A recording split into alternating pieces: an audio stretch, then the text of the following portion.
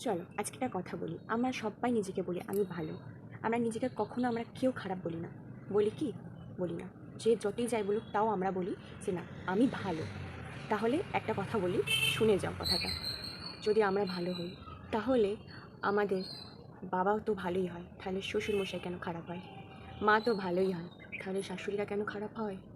আর মেয়ে যদি ভালো হয় তাহলে বৌমা কেন খারাপ হয়?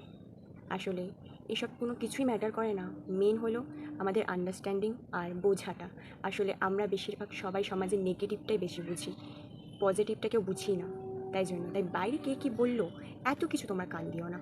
যেটা তোমার সঠিক মনে হয় তুমি সেটাই করো। আর তুমি নিজেকে সবসময় ভালো বলো।